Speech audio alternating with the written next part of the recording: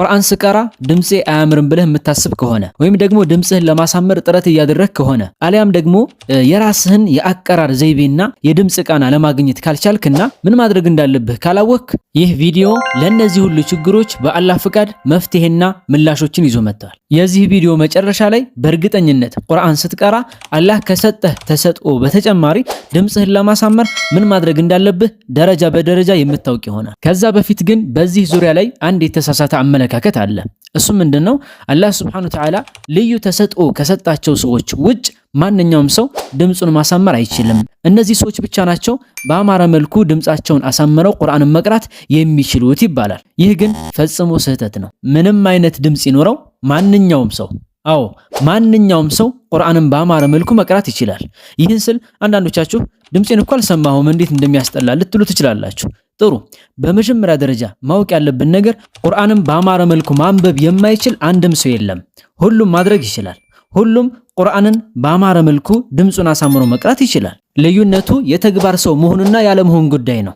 የተግባር ሰው ማለት የተማረ አቅሙን የሚያውቅ አንድን አንቀጽ እንዴት ጀምሮ እንዴት መጨረስ እንዳለበት ጠንቅቆ የሚያውቅና ያዘለቀቅ የማያደርግ ሁሌም ልምምድ የሚያደርግ ሁሌም የሚታገል ኢስቲቃማ ያለው ማለት ነው። በተቃራኒው ደግሞ የተግባር ሰው ያልሆነ ማለት እነዚህ ነገራቶችን የማያደርግ በምኞት ላይ ብቻ የተገደበ ወደ ተግባር የማይገባ እንደማለት ነው። ስለዚህ የተግባር ሰው በአማረ ድምጽ ቁርአንን ሲቀራ ያኛው ደግሞ ይህን ማድረግ አይችልም። ታዲያ ማንኛውም ሰው ቁርአንን በአማረ መልኩ መቅራት ይችላል ሲባል ልክ እንደነ ቃሪ አብዱል ባሲጥ ልክ እንደነ ሚሻሪ አልዓፋሲ እንደነ ሸኽ ሱደይስ እንደነ ማሂር መሆን ይችላል ማለት ነው እንዴ? አይደለም። እያልን ያልነው ይሄን አይደለም። እነዚህ ቃሪዎች የራሳቸው የሆነ ልዩ የድምጽ ቃና ዜማን የመቆጣጠር አቅምና ጠንካራ ድምጽ ያላቸው ናቸው። ይህ ሁሉ ደግሞ ከአላህ የተሰጣቸው ክህሎት ነው።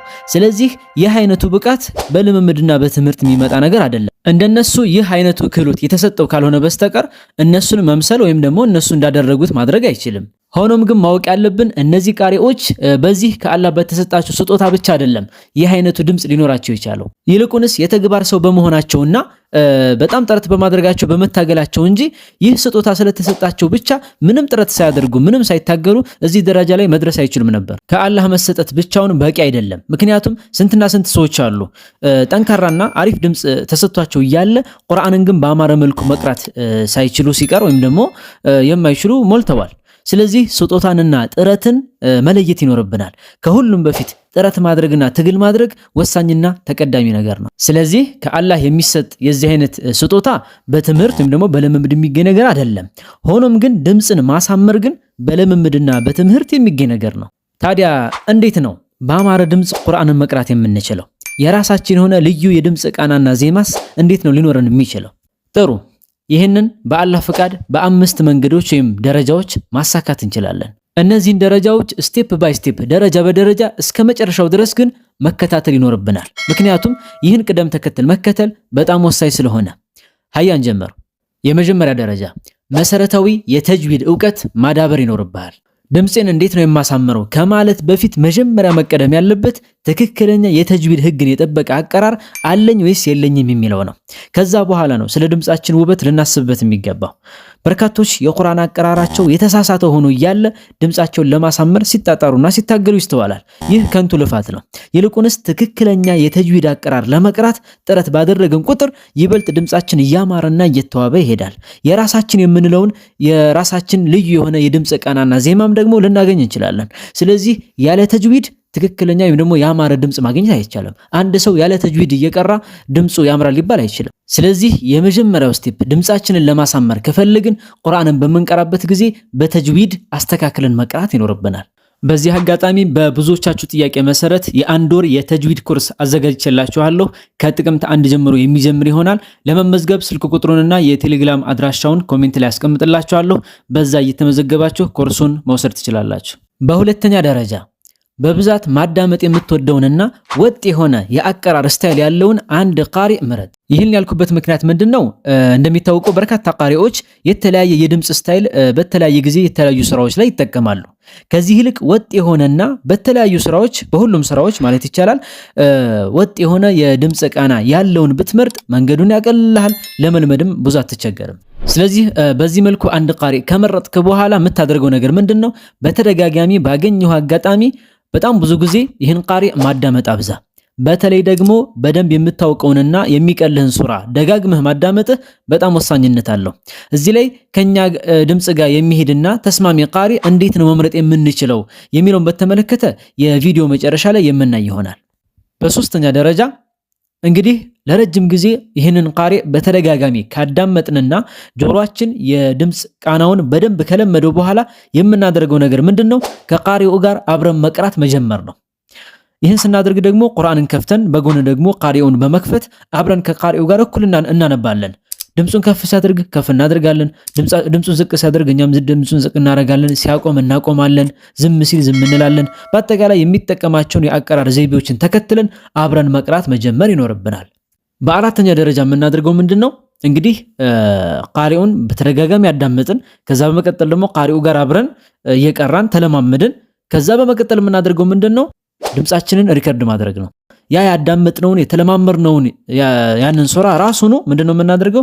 በተለማመርነው የአቀራር ስታይል ወይም ደግሞ የድምጽ ቃና ከዛው ጋር ተመሳሳይ በሆነ መልኩ እያነበብን በተመሳሳይ ስንለማመድ በነበረው መልኩ ከቃሪው ጋር እያመሳሰልን ለብቻችን ቃሪውን ትተም ማለት ነው በራሳችን ከዛው ተመሳሳይ በሆነ የድምጽ አነባብ የድምጽ አወጣጥ ወይም ደግሞ የድምጽ ቃና ጋር እያመሳሰልን ድምጻችንን መቅዳት ነው የሚሆነው ወይም ደግሞ ሪከርድ ማድረግ ማለት ነው። ከዛም ይሄንኑ ሪከርድ ያደረግነውን ድምጽ ራሳችን መልሰን ያዳመጥን ከቃሪው ጋር ማነጻጸር እንጀምራለን። በደንብ አድርገን ከቃሪው ጋር ያነጻጸርን የትኛው ቃል ላይ ነው ወይም ደግሞ የትኛው አንቀጽ ላይ ነው መስተካከል ያለበት መሻሻል ያለበት የሚለውን ለይተን እናወጣና ከዛ በኋላ አሁንም መልሰን እያስተካከልን እያሻሻልን እናደርጋለን። ከቃሪው ጋር እያመሳሰልን እያወጣን እየለየን እያስተካከልን እንሄዳለን ማለት ነው።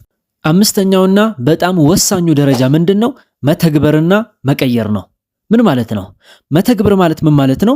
እስካሁን ስንለማመድበት የነበረው ቃሪ አንዱን ሱራ እንዴት እንደሚቀራ በአእምሯችን በደንብ ተገንዝበናል። ከዚህ በመነሳት ይህንኑ የአቀራር ስታይል ሌሎች ሱራዎች ላይ መተግበር ማለት ነው።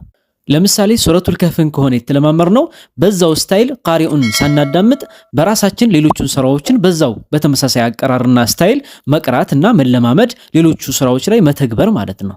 መቀየር ማለት ደግሞ ምን ማለት ነው? ይህንኑ የተለማመርነውን የአቀራር ዘይቤ ከራሳችን የአቀራር ዘይቤ ጋር በማጣመርና በማዋሃድ የራሳችን የምንለውን አዲስና ልዩ የአቀራር ስታይል መፍጠር ወይም ደግሞ ወደ ራሳችን የአቀራር ዘይቤ መቀየር ማለት ነው። ይህ ነው እንግዲህ አብዛኛዎቹ ቃሪዎች የራሳቸው የሆነን ልዩ የድምጽ ቃና ለመፍጠር የሚጠቀሙበት ዘዴ። ማለትም ያው ቃሪኡ የራሱ የሆነ የአቀራር ስታይል አለው እስካሁን የተለማመርነው ማለት ነው። እኛ ደግሞ የራሳችን የምንለው ደግሞ የአቀራር ድምጽ ይኖረናል። ሁለቱን በማዋሃድ ምን እናደርጋለን ማለት ነው? ሁለቱን ስናዋሃዳቸው አንድ ራሱን የቻለ አዲስ ልዩ የሆነ የአቀራር ስታይል ይኖረናል ማለት ነው። ስለዚህ በዚህ መልኩ የራሳችን በምንለው አቀራር ቁርአንን አሳምረን መቅራት እንችላለን ማለት ነው። እንግዲህ እነዚህን ደረጃዎች ስቴፕ ባይ ስቴፕ ደረጃ በደረጃ በመጠቀም በቀላሉ ድምጻችንን ማሳመርና ማስዋብ እንችላለን ማለት ነው። ሌላው ወሳኙ ጥያቄ ደግሞ ምንድነው? ከራሳችን ድምጽ ጋር የሚስማማና ተዛማጅ የሆነ ቃሪ እንዴት ነው መምረጥ የምንችለው የሚለው ነው። እንግዲህ እዚህ ላይ ከኛ ድምጽ ጋር ተስማሚና ሁነኛ የሆነ ቃሪ ለመምረጥ የሚከተሉትን ነጥቦች መከተል ይኖርብናል። አንደኛ፣ በተደጋጋሚ ማዳመጥ የምንወደውንና በርካታ የድምጽ ቅጂዎች ወይም ደግሞ የድምጽ ሪከርዶች ያሉትን ቃሪ መምረጥ ነው። ሁለተኛ፣ በጣም የተረጋጋና ዝግ ያለ አቀራር ያለውን ቃሪ ባንመርጥ የተሻለ ነው። ይልቁንስ መካከለኛ የአቀራር ፍጥነት ያለውን ነው መምረጥ ያለብን። ይህም በልምምድ ጊዜ እንዳይከብደንና ብዙም ሳንቸገር በቀላሉ እንድንለማመድ ያደርገናል። ሶስተኛ፣ ከድምጻችን ጋር ተቀራራቢ የሆነ የድምጽ ቃና ወይም ደግሞ ኃይል ያለውን ቃሪ ብንመርጥ የተሻለ ነው። ድምጻችን ዝቅ ያለ ከሆነ በጣም የሚጮህና ከፍ ያለ ድምጽ ያለውን መምረጥ የለብንም። በተቃራኒው ድምጻችን ከፍ ያለና ጮክ ያለ ጠንካራ ድምጽ ከሆነ ያለን ዝግ ያለ ድምጽ ያለው ቃሪ ብንመርጥ ለመልመድ በጣም አዳጋችና ብዙ የሚያለፋን ነው የሚሆነው። ለምሳሌ ዝግ ያለ ድምጽ ያለው ሰው ወይም ደግሞ ዝቅ ያለ ደከም ያለ ድምጽ ያለው ሰው እንደ አልዓጀሚ እንደ ሰዓድ አልጋሚዲ አይነት ከፍ ያለና ጮክ ያለ ጠንከር ያለ ድምጽ ያላቸው ቃሪዎችን ቢመርጥ በጣም ብዙ ጥረትና ብዙ ኃይል ይጠይቀዋል። ስለዚህ ቃሪዎችን በምንመርጥበት ጊዜ ቃሪዎችን በደንብ አዳምጠን ከራሳችን የድምጽ አቅም ጋር ሊሄድ የሚችለውን ቃሪ መለየት ወይም ደግሞ ለመለየት መሞከር ይኖርብናል። አራተኛ፣ የተለያየ የድምጽ ቃናና የድምጽ ዘይቤ ያለውን ቃሪ ባንመርጥ የተሻለ ነው። ማለትም የሆነ ሱራ ላይ ሌላ አይነት ድምጽ የሆነ ሱራ ላይ ሌላ አይነት ድምጽ የሚጠቀሙ ቃሪዎች አሉ እንደሚታወቀው። ይሄ ማድረጋቸው ችግር ኖሮት አይደለም። ነገር ግን ለኛ ግን ወጥ የሆነ በየሁሉም ሱራ ቀጥ ያለ ተመሳሳይ የሆነ የድምጽ ቃና የድምጽ ዘዬ ያለውን ቃሪ ብንመርጥ የተሻለ ነው።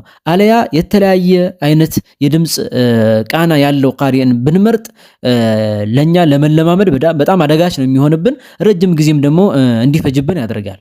አምስተኛው ብዙም ቅላጼና ዜማ የማያበዛ ቃሪ ብንመርጥ የተሻለ ነው። ይልቁንስ ጥርት ያለና ቀጥ ያለ አቀራር ያለው ቃሪ ብንመርጥ የተሻለ ነው። ምክንያቱም ብዙ ዜማ የሚያበዛ ብዙ ቅላጼ የሚያበዛ ቃሪ ከሆነ የምንመርጠው አሁንም እንደዚሁ ለመልመድ ትንሽ ያስቸግረናል፣ ብዙ ስለሚያለፋ ማለት ነው። እንግዲህ እነዚህን ነጥቦች ተከትለን ከራሳችን ድምጽ ጋር ሊስማማ የሚችል ቃሪን መምረጥ እንችላለን። እስኪ በኔ በኩል ደግሞ ይህንን በቀላሉና በፍጥነት ለማድረግ ያግዛችኋል ብዬ የማስባቸውን የተወሰኑ ቃሪዎችን እስኪ ልጠቁማችሁ። ሰዓዱል ጋሚዲ፣ አልሼኽ አሹረይም፣ ሸይኽ ዓሊ ጃቢር፣ ዓብዱል ባሪ አሱበይቲ፣ አልሼኽ አልሑሰሪ፣ ሸይኽ ሙሐመድ አዩብ። እንግዲህ እነዚህ እንደ ጥቆማ ናቸው። ሌሎችም ከናንተ ድምጽ ጋር የሚሄዱ ሌሎች ቃሪዎች ይኖራሉ። እነሱን እንደዚሁ በራሳችሁ እያያችሁ መለየት ነው። እንግዲህ የነዚህን አሁን የዘረዘርኩላችሁን ቃሪዎች የቲላዋቸውን ዲስክሪፕሽን ላይ ሊንኩን አስቀምጥላችኋለሁ። በዛ እየገባችሁ ደግሞ ማየትና ቼክ ማድረግ ትችላላችሁ። እንግዲህ ለዛሬ ይዤላችሁ የመጣሁት ቪዲዮ ይሄን ይመስላል። ብዙ እንደተጠቀማችሁበት ተስፋ አደርጋለሁ። እንደዛ ከሆነ ደግሞ ለሌሎችም ወንድምና እህቶች እንዲዳረስ ላይክ እና ሼር ማድረግ እንዳይረሳ። በቀጣይ በሌሎች ቪዲዮዎች እስክንገናኝ ድረስ መልካም ጊዜ እመኝላችኋለሁ። ወሰላሙ አለይኩም።